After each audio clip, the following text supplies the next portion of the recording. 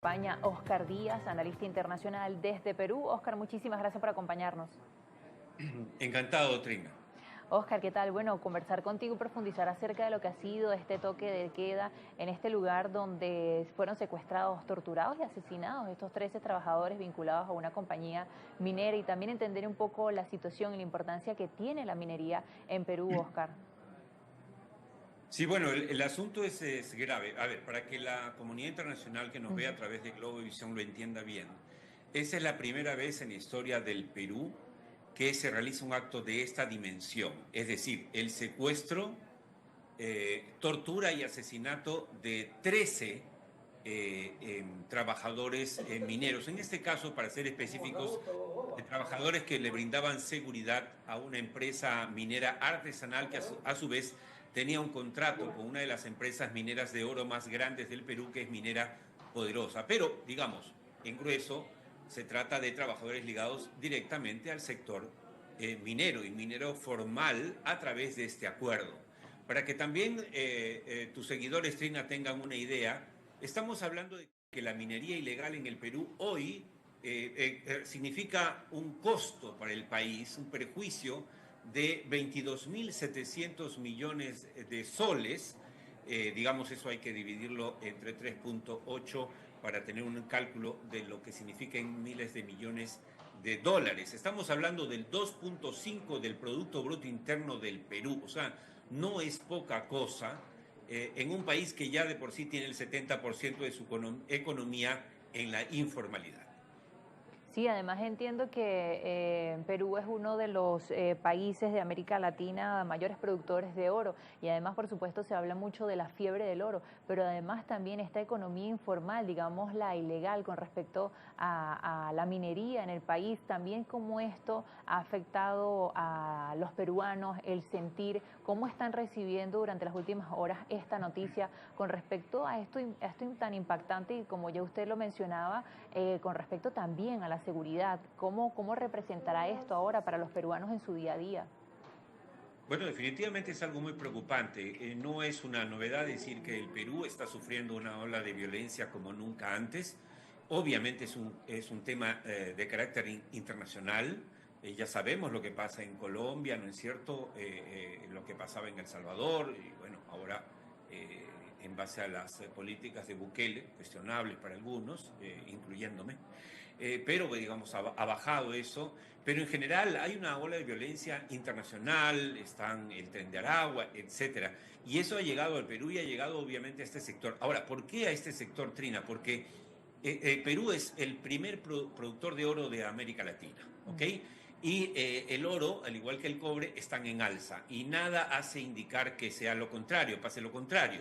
Por lo tanto, estamos hablando de miles de millones de dólares que se mueven en esta industria y efectivamente, siendo la minería ilegal altamente rentable para quienes la manejan, en el caso del oro, pues se ha convertido en el primer problema del Perú de ilegalidad. Ha superado ahora a lo que era el narcotráfico y la tala ilegal de árboles. Es decir, se ha convertido en el primer problema para el Perú, y obviamente eso trae también violencia. Todo el Perú está conmovido por este asesinato cruel, sanguinario a 13 inocentes trabajadores mineros que lo único que querían no eran pues millonarios, ni mucho menos, ¿no es cierto? Gente muy modesta que lo único que quería era llevar el pan a sus hogares y darle educación decente a sus hijos. Ahora, Oscar, ¿hasta qué punto va a funcionar el toque de queda en esta zona y las medidas que está implementando el gobierno? Y a nivel histórico, ¿ha funcionado en otros casos quizás parecidos a este? Bueno, mira, el Perú desde hace meses, debido a la ola de violencia que he comentado, ha tomado una serie de medidas el gobierno, que también las ha hecho Ecuador, digamos esto, que es el recurso más fácil de declarar en emergencia, poner militares en las calles. Esto no ha funcionado, nunca ha funcionado en realidad. Es básicamente un guiño a la gente, decir estamos haciendo algo. Aquí las soluciones se dan cuando se hacen estrategias bien pensadas, de largo plazo, de cuando la inteligencia se pone por delante. Te debo recordar que Perú se desangraba hasta los 90 con Sendero Luminoso y el MRTA.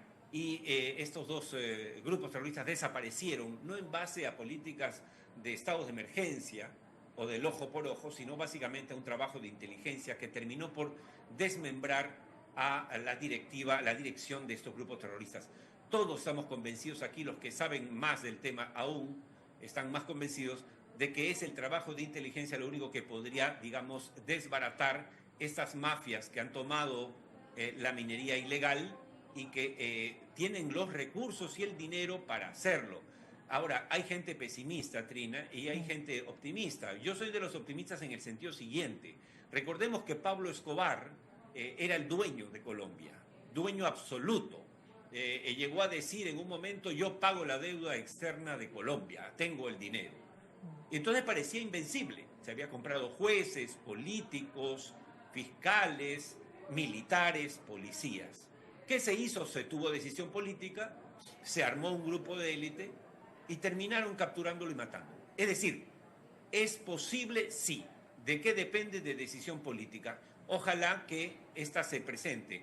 En ese sentido y en ese contexto, la medida anunciada ayer por la presidenta Dina Boluarte no es mala, en el sentido de que, más que mandar más militares, está suspendiendo a todos los que tienen su trámite de formalización minera suspendido, porque hay un grueso de gente que ha sacado, es como decirte, que ha sacado su carnet para manejar, pero que no sabe manejar y no ha sacado su brevete finalmente. Entonces, es un buen paso, es temporal, pero esperemos que le dé el tiempo al gobierno para tomar decisiones y para tomar decisiones sobre todo de largo plazo.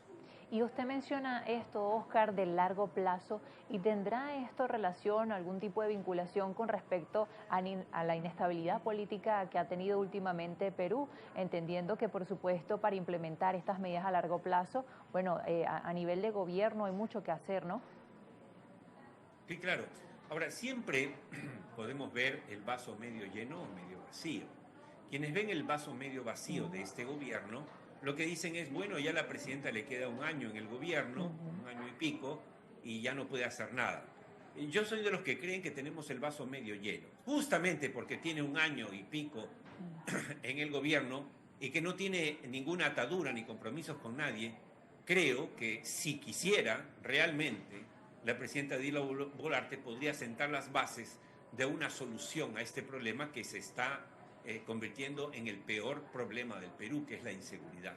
Hasta ahora no ha dado pie con bola, hasta ahora no ha encontrado una gente que realmente sepa, ha apostado por ministros de Interior realmente impresentables o muy cuestionados, pero esperemos sinceramente, por el bien del país, que la señora presidenta finalmente encuentre gente de primer nivel, que quieran, peruanos de bien, que quieran, digamos, acometer este reto, que estoy seguro podemos enfrentar simplemente con decisión. Ya lo hemos hecho antes en el Perú, no tendríamos por qué no poder hacerlo ahora.